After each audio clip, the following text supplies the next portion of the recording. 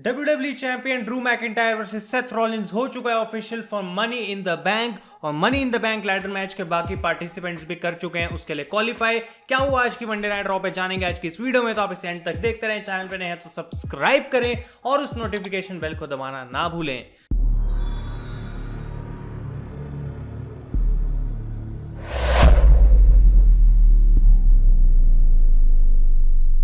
तो गाइस कैसे हैं आप लोग, मैं हूं आयुष और आप देख रहे हैं रेसल इंडिया। 3 घंटे की मंडे नाइट रॉ जो है मैं देख चुका हूं पूरी। और यहाँ पे अगर आप लोगों ने शो लाइव देखा तो आप समझ सकते हैं कि आज का शो काफी स्लो पेस कर रहा था। ऐसा नहीं लग रहा था कि पूरा शो बहुत एंटरटेनिंग है, मजा आ रहा है और कुछ काम की चीजें हो रही हैं। WWE ने बहुत सारी चीजें यहाँ पे डाली थी फिलर की तरह, और ऐसा लग रहा था इस शो में कि कब खत्म होगा, क्योंकि हम जानते थे कि एग्जैक्टली हर एक पॉइंट पे क्या होने वाला है। तो बहुत ज्यादा प्रिडिक्टेबल था। मैं ये नहीं कहूंगा कि क्रिएटिवली बहुत बेकार था, लेकिन काफी स्लो पेस शो था। और एंटरटेनमेंट की हम बात करें तो वो उतनी हमें इस शो से आज नहीं मिली। तो फटाफट से बात करते हैं गाइस इस शो के बारे में। तो ड्रू मैकिंटायर करते हैं इस शो को स्टार्ट, और मैकिंटायर आके बात करते हैं किस तरीके से सेथ रॉलिंस ने उनको लास्ट वीक अटैक करा था to end the Monday night Raw show. और वो कहते हैं कि उन्होंने कहा था कि जो भी सुपरस्टार उनके टाइटल को डिजर्व करता है उनको एक अपॉर्चुनिटी मिलेगी। तो उन्होंने इस बारे में सोचा और उनको ये नहीं लगता कि सेथ रॉलिंस इतने भी ज्यादा डिजर्विंग है, लेकिन वो ये बात मना नहीं कर सकते कि Seth Rollins is one of the best in the current roster. और इस वजह से वो चैलेंज करते हैं सेथ रॉलिंस को for a match at Money in the Bank. इसके बाद उनको इंटरफेयर करने के लिए बाहर आ जाती हैं जेलिना वेगा विद एंजल गार्जा एंड ऑस्टिन थ्योरी, और वो बात करती हैं ड्रू मैकिंटायर के बारे में। वो कहती हैं कि मनी इन द बैंक अभी बहुत दूर है, तुम बहुत आगे जा रहे हो, आज की सोचो, क्योंकि आज तुम्हारा मैच होने वाला है एंजल गार्जा के साथ मेन इवेंट में, वो तुम हारने वाले हो। और जैसे ही वो ये बोलती हैं पीछे से अंड्राडे आके अटैक कर देते हैं ड्रू मैकिंटायर के ऊपर, और मैकिंटायर को काफी यहाँ पे स्ट्रांग दिखाया गया क्योंकि उन्होंने क्लेमोर किक मार दी अंड्राडे पे। और ये शो की शुरुआत थी काफी अच्छे तरीके से हुई, क्योंकि Drew McIntyre as a WWE champion हम चाहते हैं कि उनको अच्छे से पुश करा जाए, उनको स्ट्रांग दिखाया जाए, केपेबल हो वो एज ए WWE चैंपियन, उनकी बढ़िया रेन रहनी चाहिए। और उनको जितना ज्यादा स्ट्रांग दिखाया जाएगा उतना ही मुझे पसंद आएगा, और इस चीज में कोई कमी नहीं थी। और एक और कमाल की चीज मुझे जो लग रही है वो है जेलिना वेगा का 3 man stable with Austin theory, angel गार्जा एंड अंड्राडे। अब अगर ऑस्टिन थ्योरी गाइस NXT से आके सिंगल्स रन में इन्वॉल्व होते मेन रोस्टर पे, तो मुझे नहीं लगता कि वो इतने अच्छे लगते। लेकिन इस पूरे स्टेबल के अंदर जो है ऑस्टिन थ्योरी की वैल्यू काफी ज्यादा बढ़ रही है और वो एक बिलीवेबल कैरेक्टर लग रहे हैं। नेक्स्ट चीज की हम बात करते हैं तो हमें ऑस्टिन थ्योरी का ही मैच देखने को मिलता है अगेंस्ट एलिस्टर ब्लैक, जो कि एक money in the bank qualifying match था। अब हम जानते हैं कि जेलिना वेगा जो है वो क्लाइंट है ऑस्टिन थ्योरी की, लेकिन रियल लाइफ में Zelina Vega is the wife of Aleister Black. लेकिन मुझे नहीं लगता कि उस चीज को ज्यादा मेंशन करा भी गया था कमेंट्री पे, और ये मैच जो है एलिस्टर ब्लैक जीत गया, जो कि हम एक्सपेक्ट कर रहे थे। मेरी जो अर्ली पिक रहेगी और जो सबसे बेस्ट पिक रहेगी गाइस इस साल men's money in the Bank के लिए, वो है एलिस्टर ब्लैक ही, क्योंकि अगर वो मनी इन द बैंक जीतते हैं तो फाइनली उनको मेन रोस्टर पे कुछ ऐसा मिलेगा जो कि बहुत समय से वो डिजर्व कर रहे हैं, एक ऐसी चीज जो कि उनको जरूरत है जीतने की, क्योंकि उसके बाद अगर वो चैंपियन बनते हैं तो फाइनली एलिस्टर ब्लैक का जो करियर है वो किक स्टार्ट हो सकता है मेन रोस्टर पे। अब बहुत समय हो चुका है उनको जॉबर्स को हराते हुए, और प्रोबेबली ये सही टाइम होगा उन पे स्विच पुल करने का। उसके बाद गाइस हमें देखने को मिलता है शेना बेजलर का मैच अगेंस्ट इंडी हार्टवेल। और विंस मैकमैन चाहे जितने भी सुपरस्टार्स को रिलीज कर दे, लेकिन जॉबर्स की जगह हमेशा वो कहीं ना कहीं से बना लेते हैं। तो Indi Hartwell is an NXT superstar जिनको प्रॉब्ली मैंने कभी NXT में नहीं देखा, और शेना बेजलर ने यहाँ पे उनको बिल्कुल उसी तरीके से हरा दिया जिस तरीके से उन्होंने लास्ट वीक सारा लोगन को हराया था, यानी कि उनकी जो आर्म पे है उस पे उन्होंने स्टॉम्प करा। और बेसिकली यहाँ पे Indi Hartwell was not able to continue the match, और शेना बेजलर इसको जीत गई। और मैच के बाद वो लैडर लेके आती है और बहुत ज्यादा बुरे तरीके से अटैक कर देती है यहाँ पे इंडी हार्टवेल को, उनका हाथ लैडर में फंसा के उन पे अटैक करती हैं। और यहाँ पे शेना बेजलर को एक बार फिर से बहुत ज्यादा स्ट्रांग दिखाया जा रहा है। तो क्या फाइनली WWE उनको वो चीज देगी जो उनको बहुत पहले ही दे देनी चाहिए थी रेसलमेनिया में, क्योंकि जब वो एलिमिनेशन चेंबर जीती थी तब भी उनको ऐसा ही पुश मिल रहा था। अब फिर से उनको बहुत ज्यादा स्ट्रांग दिखाया जा रहा है। तो क्या शेना Baszler money in the bank जीतेंगे या फिर नहीं, ये देखना काफी इंटरेस्टिंग रहेगा। उसके बाद गाइस हमें देखने को मिलते हैं the Bearded Bros against Shane Thorne and Brendan Vink. और यहाँ पे मुझे पॉजिटिव दिख रहा है सब कुछ, क्योंकि फाइनली ऐसा लग रहा है कि विंस मैकमैन ने सोचा कि भाई रिकोशे और सेड्रिक अलेक्जेंडर तुम दोनों यार अच्छा लड़ते हो, एक काम करो, तुम्हें थोड़ा टाइम देता हूँ टीवी पे, तुम एक बढ़िया सा मैच करके दिखाओ। और बिल्कुल यहीं पे हमें वो देखने को मिला। इन दोनों की जो केमिस्ट्री है वो कमाल की है, और मुझे लगता है कि अगर रॉ को टैग टीम्स या फिर टैग टीम डिवीजन को अच्छा बनाना है तो ये उनमें से एक टैग टीम है जिसको अच्छा पुश मिलना चाहिए, क्योंकि ये डिजर्व करते हैं उस पुश को और ये डिजर्व करते हैं आगे जाके फ्यूचर चैंपियंस बनना। बहुत देर तक इनकी बेकार बुकिंग देख ली हमने टीवी पर, फाइनली अब मौका है। क्या मुझे लगता है WWE इनको उतना पुश देगी, मैं इस चीज के लिए वेट करूंगा, क्योंकि विंस मैकमैन का कब दिमाग सटक जाए और कब वो फिर से इस टैग टीम को बैरी कर दें कोई आइडिया नहीं है। एक रीजन है कि मैं इस टैग टीम को द बैरिड ब्रोस बुलाता हूं, लेकिन उन्होंने एक अच्छा मैच दिया यहाँ पे। शेन थॉर्न और ब्रेंडन विंक की मैं बात करूं तो NXT सुपरस्टार्स हैं, हम जानते हैं उनके साथ क्या होता है मेन रोस्टर पे, लेकिन यहाँ पे कुछ कंप्लेंट करने की बात नहीं है, क्योंकि रिकोशे और सेड्रिक अलेक्जेंडर को ये मैच जीतना ही चाहिए था और बिल्कुल वही हमें देखने को मिला। उसके बाद गाइस प्रॉब्ली शो की वर्स्ट चीज नाया जैक्स आती हैं और उनका मैच होता है एक बार फिर से कायरी सेन के साथ। अब सबसे पहला क्वेश्चन मैं ये पूछता हूँ कि आस्का जो है वो कायरी सेन को रिंग साइड कंपनी क्यों नहीं करती, बल्कि वो बैक स्टेज टीवी पर देखकर चीखती रहती हैं और चीयर अप करती रहती हैं कायरी सेन को। इस चीज़ पे मुझे थोड़ा समझ नहीं आ रहा कि WWE क्या सोच रही है।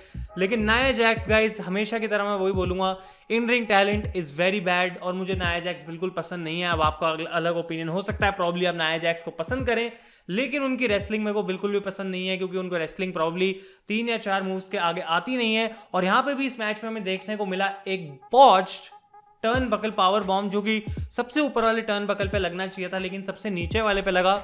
और कायरी सेन ऐसा लग रहा था कि वहां पे शायद उनको इंजरी हो गई है, लेकिन प्रॉब्ली ऐसा नहीं हुआ, वो बच गई वहां पे। और नाया जैक्स ने सेकंड वीक इन अ रो स्क्वाश कर दिया है कायरी सेन को। तो गाइस कुछ भी यहाँ पे हमें खास देखने को नहीं मिल रहा। कायरी सेन का career is dead in WWE। वो टैग टीम चैंपियंस थी और अब वो भी नहीं है, और आस्का को अलग से पुश कर रही है WWE, उनको बहुत ज्यादा फीचर कर रही है, लेकिन Kairi Sane on the other hand is getting buried. उसके बाद गाइस हमें देखने को मिलता है कि सेथ रॉलिंस प्रॉब्ली अपने घर में बैठे हुए हैं और वो बात करते हैं कि किस तरीके से उन्होंने एक्सेप्ट कर लिया ड्रू मैकिंटायर का चैलेंज और ये मैच ऑफिशियल हो चुका है for the WWE championship at Money in the Bank. वो कहते हैं कि इस समय ड्रू मैकिंटायर मैं तुम्हारे अगेंस्ट नहीं हूं, मुझे तुमसे कोई प्रॉब्लम नहीं है, लेकिन इस समय में मंडे नाइट रॉ को एक लीडर की जरूरत है और मैं वो लीडर हूं जो कि तुम नहीं हो। और मैं जबकि तुमसे टाइटल नहीं लेना चाहता, लेकिन मुझसे तुम्हें टाइटल लेना पड़ेगा at Money in the Bank. तो ये हो चुका है यहाँ पे ऑफिशियल। उसके बाद गाइस हमें बहुत ही क्रिंज वर्दी सेगमेंट देखने को मिली। अगर आप यूएस के वीकली टीवी शोज देखते हैं जैसे कि जेम्स गॉर्डन या जिमी किमेल या फिर और भी बहुत सारे शोज आते हैं, जिमी फैलन, इनमें हमें कारपूल कैरियोकी देखने को मिलता है, जहाँ पे एक सेलिब्रिटी जो होता है वो गाने गाता है गाड़ी में। और यहाँ पर हमें कारपूल कैरियोकी देखने को मिला फ्रॉम द वाइकिंग रेडर्स। और मुझे नहीं पता कि क्या वो गा रहे थे, क्या वो कर रहे थे, अपने हॉर्न्स लगा के वो गाड़ी चला रहे थे। बहुत ही ज़्यादा क्रिंज और ये अननेसेसरी सेगमेंट थी, क्योंकि वाइकिंग रेडर्स का लास्ट वीक रिटर्न हुआ था रॉ पे और वो क्रेडिबल है और वो चैलेंज करना चाहते हैं for the raw tag team titles. और अगले हफ्ते हमें ये देखने को मिलता है बिल्कुल जोक, जो कि उनको नहीं करना चाहिए था। तो ये चीज़ मुझे बिल्कुल पसंद नहीं आई। उसके बाद हमें देखने को मिलता है एक और qualifying match, Apollo Crews against MVP। यहाँ पे एक्सपेक्टेड था कि अपोलो क्रूज इस मैच को जीतने वाले हैं, बिल्कुल वैसा ही हुआ। MVP जो कि 5-6 बार ऑलरेडी रिटायर हो चुके हैं, फिर से आए रिंग में, फिर से एक मैच दिया, फिर से हार गए, प्रॉब्ली अब फिर से रिटायर हो चुके हैं। उसके बाद गाइस हमें देखने को मिलता है Liv Morgan against Ruby Riott. ये फ्यूड जो कि रेसलमेनिया वर्दी हो सकती थी, रायट स्क्वाड का ट्रिपल थ्रेट मैच, WWE ने सारा लोगन को निकाल दिया है और अब रूबी रायट और लिव मॉर्गन का जो मैच था उनको यहाँ पे करना पड़ा मंडे नाइट रॉ पे। तो कुछ खास बिल्ड तो ऑब्वियसली इसके पीछे नहीं थी, लेकिन अच्छी बात यह है कि लिव मॉर्गन जो है इस मैच को जीत चुकी हैं। और एक चीज मैं यहाँ पे पॉइंट आउट करना चाहता हूँ कि Liv Morgan is probably very good in the ring. ये चीज मैंने अब तक रियलाइज नहीं करी थी, लेकिन पिछले 2-3 हफ्तों से रेसलमेनिया के उनके प्री शो मैच से लेकर अब तक जितना भी मैंने उनको रिंग में देखा है, लिव मॉर्गन बहुत ही अच्छी रेसलर है। बस अब सही से उनको पुश करना है, एक ढंग की स्टोरी लाइन में डालना है, उसको अच्छे से बनाना है ताकि लिव मॉर्गन जो है उनकी वैल्यू बढ़े। रेसलिंग अब मेरे को लगता है कि वो अच्छा मैचेस दे सकती हैं और ये एक अच्छा मैच था जहां पे लिव मॉर्गन जीत गई। उसके बाद गाइस हमें देखने को मिलती है लाना विद बॉबी लैशली। अब लास्ट वीक तक इन दोनों के बीच में प्रॉब्लम्स चल रही थी और बॉबी लैशली को एक नई वाइफ चाहिए थी। अब बॉबी लैशली क्या कर रहे हैं इस पूरे शो पे कि जिम में बैठे हुए हैं और टायर पलट रहे हैं, एक छोटा टायर, फिर बड़ा टायर, फिर उससे बड़ा टायर। और मुझे ये बात समझा दे कोई एक बंदा कमेंट्स में कि ये सेगमेंट की मंडे नाइट रॉ पे क्या जरूरत थी। ये सेगमेंट इतनी अननेसेसरली शो के अंदर डाली हुई थी और 2-3 बार हमें बार बार देखने को मिली बॉबी लैशली की तरफ से टायर पलट रहे हैं, दूसरा टायर पलट रहे हैं। अब कोई लोग बोलेंगे कि बॉबी लैशली को स्ट्रांग दिखाया जा रहा है। रियली बॉबी लैशली को अगर स्ट्रांग दिखाया जा रहा तो रेसलमेनिया के अंदर उनको कोई ऐसा मैच दिया जाता जहां पे वो जीतते, वो हारे एलिस्टर ब्लैक से, वो हारे जा रहे हैं तब से। और यहाँ पे गाइज हमें कुछ खास बॉबी लैशली के लिए देखने को नहीं मिलने वाला, क्योंकि WWE के पास बॉबी लैशली के लिए कुछ है ही नहीं करने को, सिंपल एज दैट। अगर लाना के साथ उनका ब्रेकअप होना था वहां पे, तो ये होना चाहिए जल्द से जल्द, क्योंकि हमें आज तो इस शो पे कोई भी उस चीज के रिगार्डिंग टीजर देखने को नहीं मिला। तो बॉबी लैशली के सेगमेंट मुझे बिल्कुल पसंद नहीं आई, पता नहीं आखिर क्यों इसको शो में डाला गया। उसके बाद हमें एक और क्वालिफाइंग मैच देखने को मिलता है, जो कि एक और अच्छा मैच था, रे मिस्टीरियो और बडी मर्फी के बीच में, men's money in the bank qualifying. अब यहाँ पे मुझे लग रहा था कि शायद एक आउटसाइड चांस है कि मर्फी जीत जाए, लेकिन रे मिस्टीरियो को WWE अभी भी प्रोटेक्ट कर रही है और यहाँ पे वो इस मैच को जीत चुके हैं 619 लगा के, तो वो भी क्वालिफाई कर चुके हैं for money in the bank. उसके बाद हमें देखने को मिलता है शार्लेट फ्लेयर अगेंस्ट केडन कार्टर, और केडन कार्टर एक NXT सुपरस्टार जिनको रॉ पे बुलाया जा रहा है। शार्लेट फ्लेयर NXT चैंपियन जो कि हर रॉ पर आ रही है, बल्कि हर NXT पे नहीं आ रही है। इसका कोई रीजन मुझे कमेंट्स में प्लीज एक्सप्लेन करे कि आखिर शार्लेट NXT की रेटिंग्स अगर बढ़ाना चाहती हैं तो रॉ में आके NXT में क्यों नहीं आ रही, तो रेटिंग्स NXT की आखिर कैसे बढ़ेंगी जो कि WWE बढ़ाना चाहती है, नो रीजन। और यहाँ पे उन्होंने मंडे नाइट रॉ पे एक और NXT के सुपरस्टार को हरा दिया, शार्लेट फ्लेयर डिफीटेड केडन कार्टर, और कुछ भी यहाँ पे खास नहीं था। और फिर गाइस उसके बाद हमें देखने को मिलता है अंड्राडे अगेंस्ट अकीरा टोजावा, जो कि एक अच्छा रेसलिंग मैच था। रैंडमली WWE ने इसको यहाँ पे बुक करा, लेकिन मेरे को अच्छा लगा देख के, क्योंकि लास्ट वीक अकीरा टोजावा को इन तीनों ही अंड्राडे, गार्जा और थ्योरी ने मिलकर अटैक करा था, तो ये मैच हमें फिर से देखने को मिला यहाँ पे, और अंड्राडे जो है इस मैच को जीत चुके हैं। उसके बाद हमें देखने को मिलता है Bianca Belair against Santana Garrett, एक और जॉबर जो कि विंस मैकमैन कहीं से ढूंढ के ले आए। स्ट्रीट प्रॉफिट्स कमेंट्री पर थे, और एक चीज मैं मेंशन करना चाहता हूँ यहाँ पे कि मॉन्टेस फोर्ड, इतनी ज्यादा एनर्जी है उनके अंदर, इतने ज्यादा इलेक्ट्रिक रहते हैं वो पूरे समय पे, और अगर मुझे 3 से 4 वर्ड में मॉन्टेस फोर्ड को यहाँ पे डिस्क्राइब करना हो कभी भी, तो मैं बोलूंगा WWE का रणवीर सिंह। और अगर आप लोग इस चीज से एग्री करते हैं तो डेफिनेटली मुझे कमेंट्स में बताएं, क्योंकि बंदा भाई इतना इलेक्ट्रिक रहता है कि कमेंट्री पर कमेंटेटर्स को भी बोलने नहीं दे रहा, अकेला ही बोलता गया।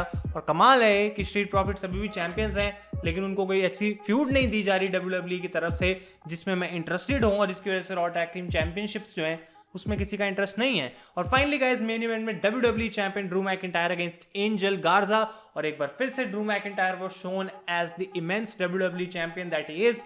कमाल के चैंपियन, कमाल का रेसलर, कमाल का प्रोमो, और यही मैं देखना चाहता हूं आने वाले समय में मैकिंटायर की तरफ से। उन्होंने बुरे तरीके से यहाँ पे तीनों ही गार्जा, थ्योरी और अंड्राडे को चका दिया मजा क्लेमोर का, और वो इस मैच को जीत चुके हैं गाइस। मैच के बाद भी वो एक और क्लेमोर किक लगाते हैं आके वापस गार्जा के ऊपर। सेथ रॉलिंस यहाँ पे नहीं थे इस पूरे शो के ऊपर, लेकिन जो ड्रू मैकिंटायर का पॉजिटिव है वही मैंने इस शो से निकाला है कि फाइनली ऐसा लगता है कि WWE जेन्युइनली ड्रू मैकिंटायर को बैकअप कर रही है एज द चैंपियन, और उम्मीद करूंगा कि ऐसे ही वो मनी इन द बैंक में जीते सेथ रॉलिंस से और वो अपना WWE टाइटल रिटेन करें। तो ये मंडे नाइट रॉ में गाइस ऐसा कुछ नहीं था कि अगर आपने इस शो को लाइव नहीं देखा तो आपको अब वापस जाके उसको कुछ चेकआउट करना चाहिए, ऐसा कुछ नहीं था। आपको प्रॉब्ली इस रिव्यू से सारी बातें पता लग चुकी हैं, तो आपने कुछ खास मिस नहीं करा है। और ये शो बहुत ही ज़्यादा एवरेज था, बहुत बोरिंग था, और कुछ खास इसके बारे में मैं कहना नहीं चाहूँगा। तो गाइज अगर आपको ये वीडियो पसंद आई है तो लाइक करें और हमारे चैनल को करें सब्सक्राइब, और वीडियोस के लिए बने रहें, क्योंकि बहुत सारा अच्छा कंटेंट आपके लिए मैंने प्लान करा है जो कि धीरे धीरे आएगा।